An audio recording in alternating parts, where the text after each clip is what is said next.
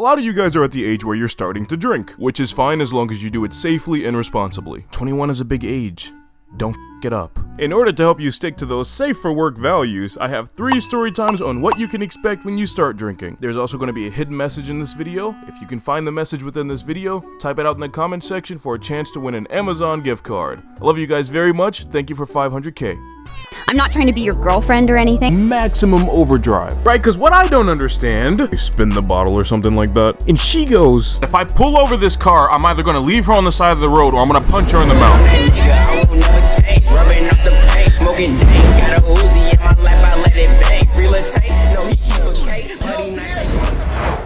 Instead of spending Saturday night at home watching Key and Peele like I probably should have done, I was riding around the streets of the suburbs with my friend Aaron while getting drunk in my car. I know, right? I'm so responsible. Technically, I actually was responsible in this situation because at this point, I hadn't had anything to drink. In fact, I didn't know it at the time, but I wouldn't have anything to drink that entire night. Can you imagine not being able to do that one thing that you went outside that night to do? What was supposed to be a very simple night ended up being a night where so much happened. For no reason. As I said earlier, me and my friend Aaron from work are sitting in my car. He gets a message on his phone from one of our coworkers. We're gonna call her Penelope.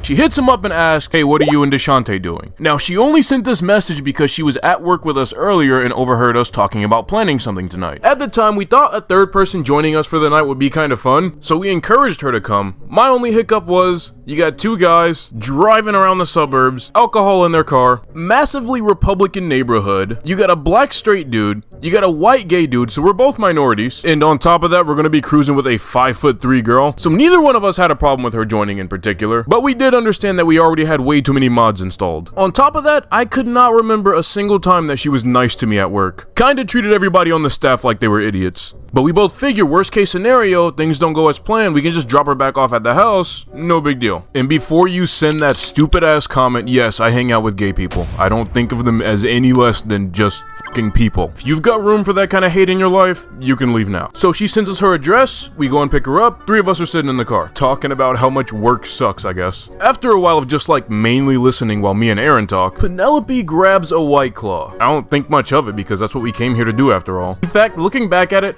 everybody who worked that job had a slight drinking problem, which now that I think of it, that sounds like an actual problem. Somebody should really look into that. At the front of my mind, I don't really care that she's drinking right now, but at the back of my mind, I don't know how alcohol is going to affect her, since I've never seen her do it before, and quite honestly, she didn't really seem like the kind of person to drink at all. Now, Aaron rolled one like 20 minutes before she even got in the car, so my guy is toasted right now. When you're in your early 20s and you get toasted, where the f else is there to go besides your local 7-Eleven? And this, my boy, is where the plot thickens hard.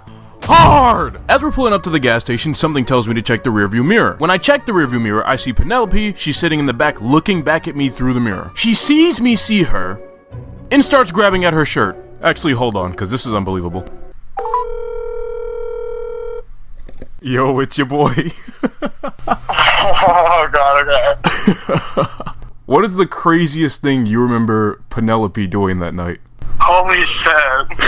Oh, I remember her being like topless or something at some point during the night. Was it in your car? In my car. It was like, you don't even know, I was horrible. So I park the car and jump into the back seat to stop her because, bro, this is not the freaking Bang Bus. I grab the bottom of her shirt, start pulling it back down where it belongs, and she starts trying to kiss me. Got a girlfriend, Brody, what are you doing? While I'm back there with her, I look at the case of White Claw that I put behind the passenger seat. Yo, the box only has 2 cans in it. Meaning, she's probably consumed about 3 because I remember 5 being in there in total. So I stand back up and I'm like, you been doing a bit of drinking tonight? Right, because what I don't understand, so we buy our shit and fuck off. Aaron had a once blissful high that has now been ruined by this girl. So we load her into the car, we stay outside, and we think of a brilliant strategy. Yeah, this girl is kind of pissing me off and she needs to go home. That's my strategy. Dude, we can't drop her off now. We haven't even been out for an hour yet. Alright, we're gonna take her to get some food, and then maybe she won't be as drunk by the time she's done eating. Now, the only place open on this side of Chicago in a town like this is gonna be White Castle. So we're on the way and she's in the back seat spazzing the absolute fuck out. Like just screaming at the top of her lungs, yo, you guys are being so fucking lame. You need to be getting lit right now. And I hate calling people a liar, but I really do not think she was all that drunk. 3 White Claws and you turn this way within the span of 20 minutes? Are you kidding? She leans up and tries to touch my hair and is all in my face, trying to kiss me again. I'm trying to lean forward and out of this girl's reach because I'm not gonna crash because you can't control your alcohol. She's playing with your hair because I feel like It's a white bitch like touching your hair is like, you know, I'm like, what the fuck? yeah, it's screaming racist a little bit. Yeah, like I'm like, I didn't want to say that she's a racist, but you know, like it is screaming racist.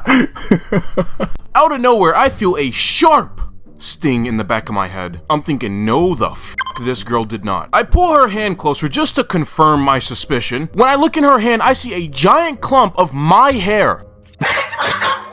She's in the back seat waving this fucking thing around as if she has something to celebrate right now. I just keep driving and looking straight ahead because I know for a fact that if I pull over this car, I'm either gonna leave her on the side of the road or I'm gonna punch her in the mouth. 6'4" black nigga, I'm gonna be guilty either way, no matter how the cops look at it, honestly. And part of me feels like she knows that and that's why she's trying to get away with as much as she possibly can right now. We get her to the White Castle. Past midnight, nobody's allowed inside, but the drive-thru is still open, so we go to the drive-thru. This girl has pissed me off so much that every time she interacts with me, I have to sing my happy song in my head. By the way, not gonna eat anything. I'm more awake at night. Welcome to White Castle. How may I help you at 2 o'clock in the morning for some reason? No, yeah, sorry. Can I have 2 waters, please? Tell her I have to pee. Also, is there any way you could let my friend inside to use the bathroom? Sorry, but we would not be allowing people inside. You're either gonna have to hold it or drink it. So did you want me to cancel those 2 waters? Water is one of the best ways to get somebody to stop being drunk once they've drank too much. So we ask her, hey, can you drink some of this water? No. Can you please drink some of this water? Nope. So that's when Aaron and I decide to work together to father-son Kamehameha this shit down her throat.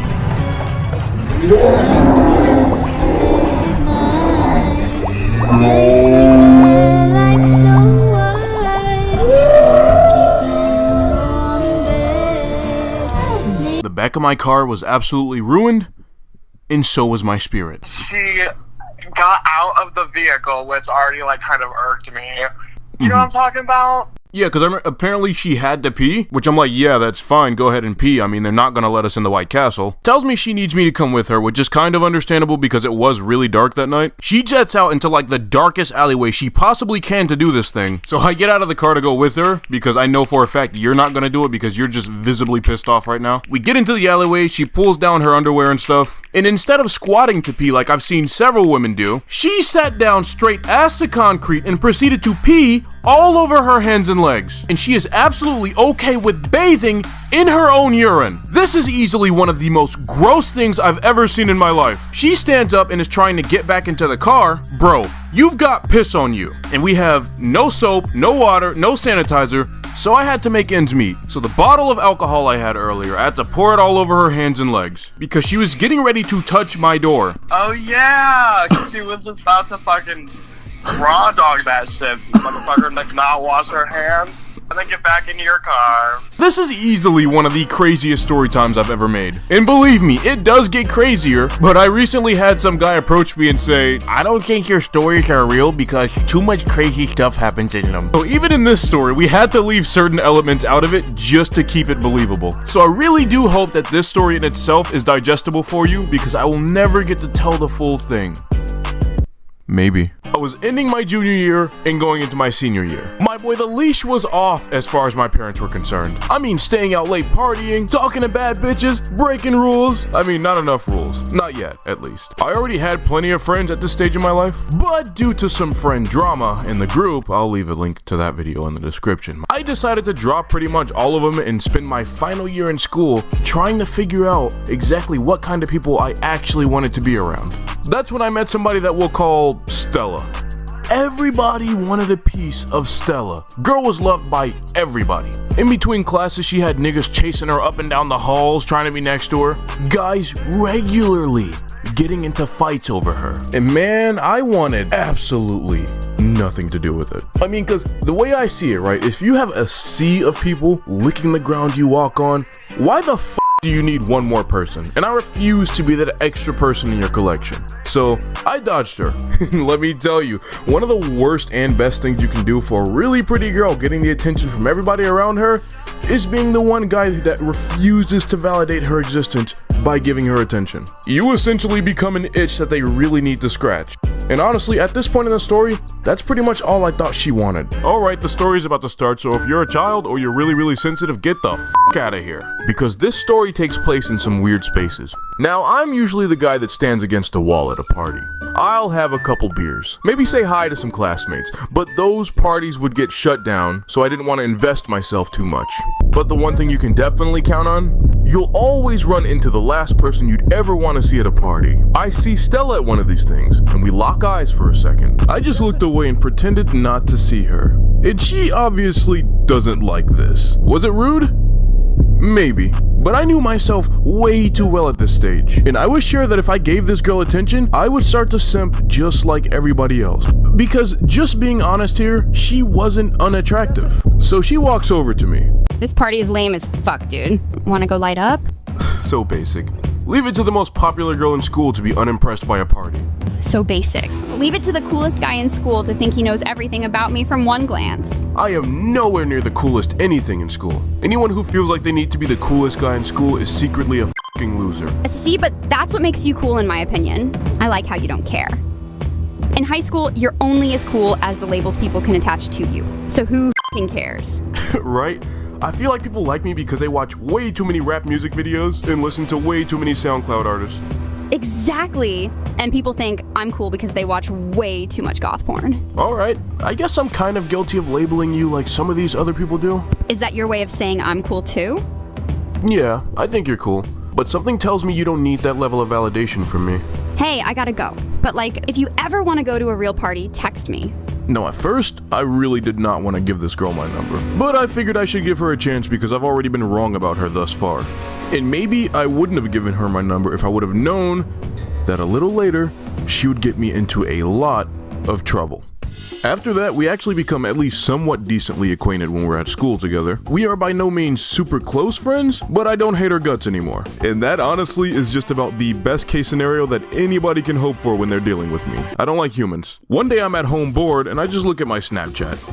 I come across her profile and I just think to myself, what did she mean by a real party? Like, have I been like not partying as much as I could party? What is the maximum party potential that one could reach when dealing with parties? So I message her like, yo, I don't know if there are going to be any events coming up or not, but if one happens, let me know.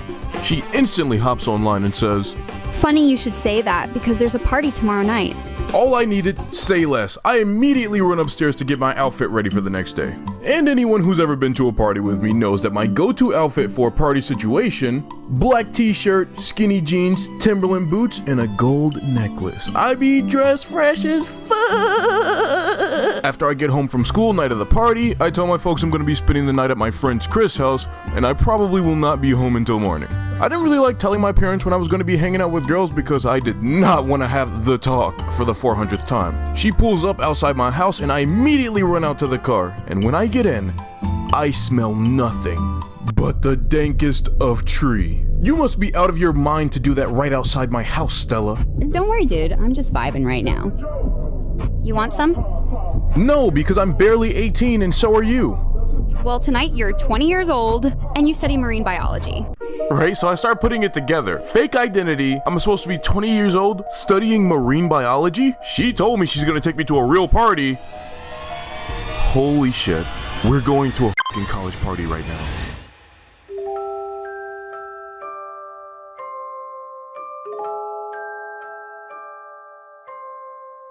Do not hook up with anyone, that much should be obvious. And under no circumstance do you leave without me. Do you understand? If shit happens, I need to know where you are. I promise you that me leaving her side was not an option. Apparently, Stella had done this so many times that she already had her own rule book. I mean, by all means, we were driving out 30 minutes to do something really dumb, but we were going about it in the smartest way possible. If you're gonna experiment with doing dumb shit, that's like the best thing to do. This party didn't even take place at the college campus. It took place on a smaller chain of apartments outside the college campus. So we walk in there, and the very first thing I see is a bunch of dudes huddled at a table. They were snorting. Oh my god, I'm gonna get demonetized. They were inhaling candy. We're gonna call it candy. A lot of you guys know what I'm talking about, but they were doing it. Oh my god, they were doing it. This is at the table right near the door when you walk into the apartment. What a nice way to start off the night. They see us walk in and they start waving at us. Stella starts to wave back. It seems like she knows these guys. I'm like, nigga, I'm not about to wave at you. You might get me addicted via eye contact. She's kind of feeling me starting to get cold feet, so she grabs my hand and pulls me into the next room. Stop. We should go outside for a second.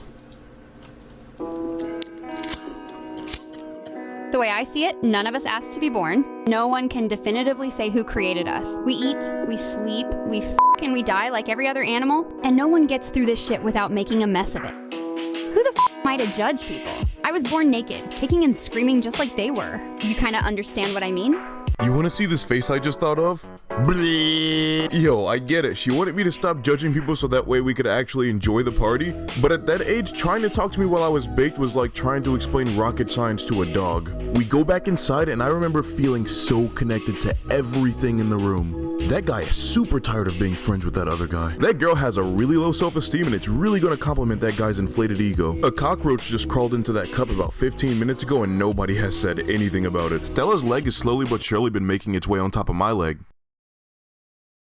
Oh my god, Stella's leg has been slowly but surely making its way on top of my leg. Now, I was kind of oblivious at that age, so I didn't really want to assume that she was trying to make a move on me.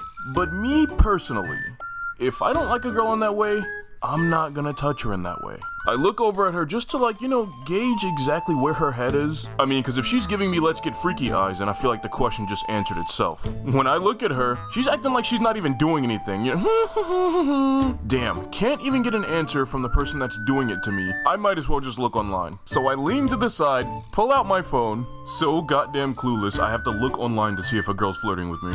Not my proudest moment. If you want to see the math, Google it yourself sometime. But every single post that I see, yes, she's flirting with you, you idiot. You need to capitalize now, now, now. And if that wasn't confirmation enough, her hands are super insistent on going to South Florida. Oh my god. Oh my god, Stella's about... Wait.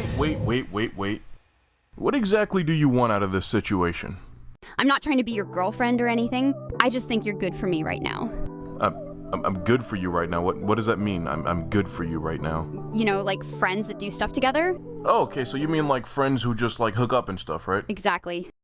Man, I Ubered my ass home so quick. I feel like I incriminate myself a lot on this channel. Believe me, I was such an innocent kid, but my intrusive thoughts win every single fight we have. So this happened during my senior year of high school, meaning I had to have just turned 18. Maybe I was 17. I think I was 18. Okay, right off the bat, a few things to know about high school me. I was needlessly innocent, one of the hugest lover boys you would ever seen, and all I really cared about was watching anime. That's like the deadliest cocktail. You mix all those attributes together and put them in one person, you end up with some of the most horrible decisions. I get home from school one day and everybody in our group chat is just going wild. Ping, ping, ping, ping, ping, ping. Like, Brody, my phone is going off non-stop notifications from my group chat. I'm like, bro, what did I miss? So I look in there and everybody's like, yay, can't wait, bring drinks, no snitching. Yo, no snitching, did somebody die? I'm like, yo, let me scroll up and see what's happening.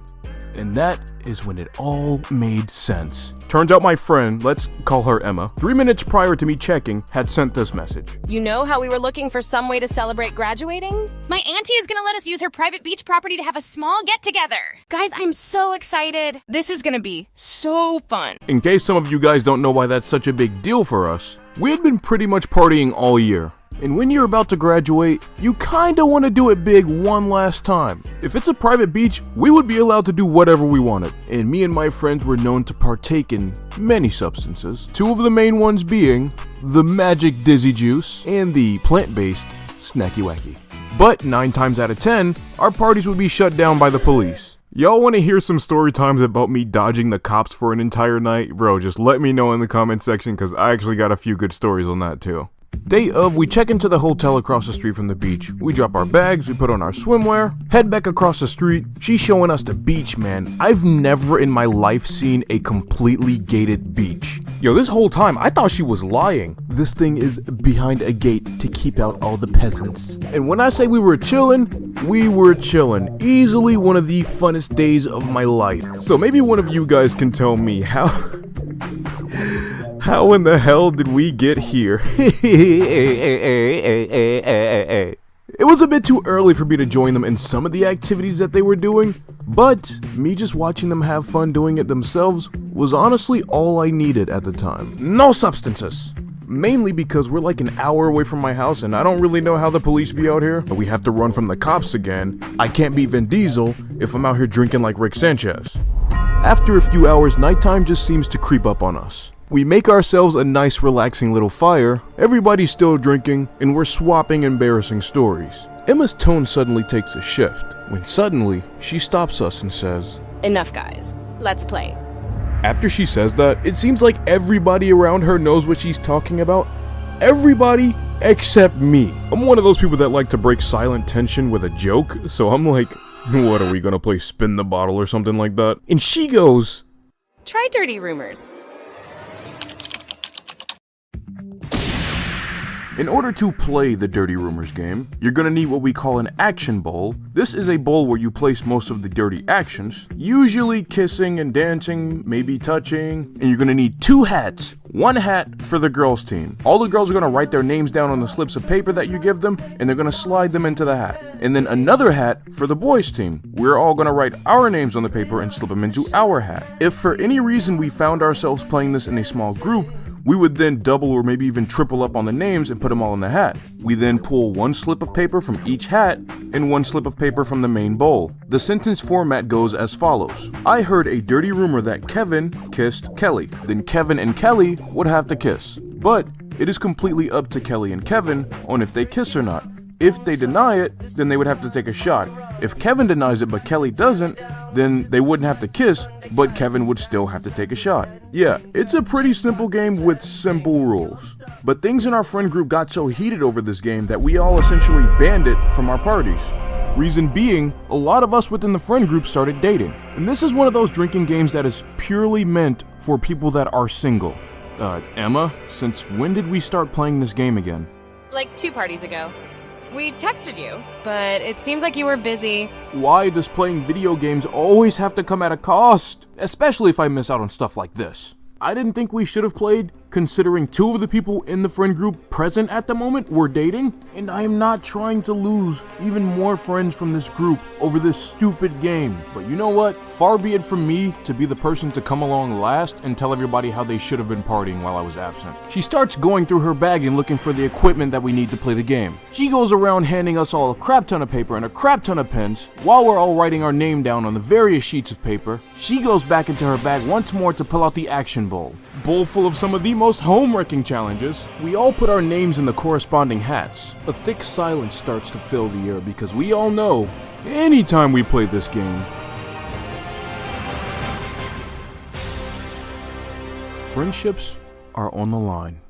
She starts us off and already tensions are super high. And this is the first rumor of the night. This is pretty much gonna set the tone for how much everybody else is even willing to do.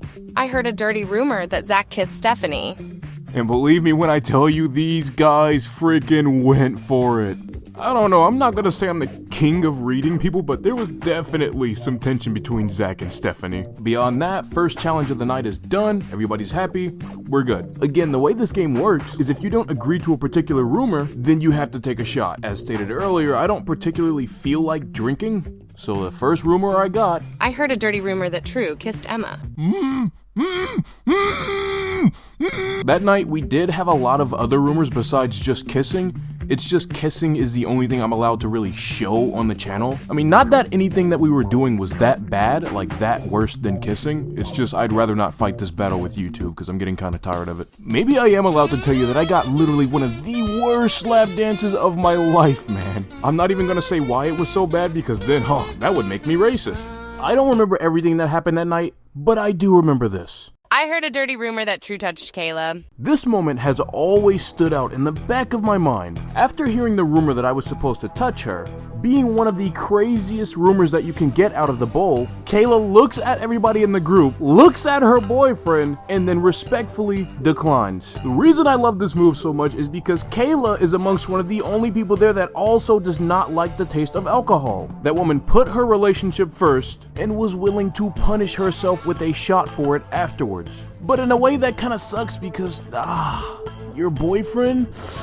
Kind of a piece of shit. When it was finally time for him to do a rumor, he did not do the same. I heard a dirty rumor that Aaron kissed me. He stands up and walks straight over there. Everybody's watching him like, bro, please don't do it. Do not do it. Kayla even has the most adorable puppy eyes, begging him not to do what she knows he's about to do, and he just does it. Now, don't see that and then get mad at Emma, because she definitely did not do anything wrong. She's just playing the game and reading the names off as they appear. But him? Nah, he fucked up big time. Kayla is looking hurt and betrayed. Without missing a beat, she says, Do over, right now. Yanks me off the ground. I heard a dirty rumor that you kissed me. I look over at Aaron like, get your girl. I think you might have gone beyond hurting her feelings to just breaking them. Kayla, don't be absurd. I mean, I couldn't. It's alright, man. Kiss her. I'm cool with it. She's cool with it. Go ahead. Kiss her.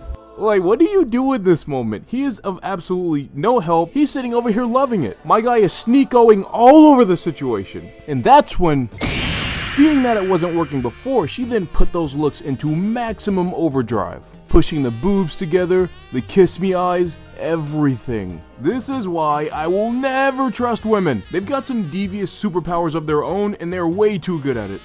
So that, coupled with the fact that he was basically off to the sidelines coaching me to kiss his girlfriend. Kiss her. Just kiss her. Kiss my girlfriend. I want you to do it now. I folded.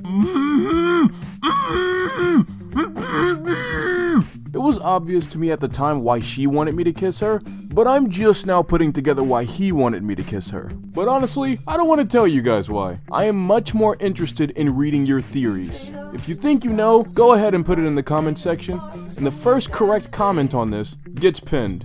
I love you guys very much, and you can see me next time on the same channel where I'm making the same stupid decisions all the time because I don't learn my lesson, okay? Bye! This is what you can be. Something like dynamite. This is what you can be. Do it right, escalate. This is what life can be. Oh, you're so good, you're so good, you're so good.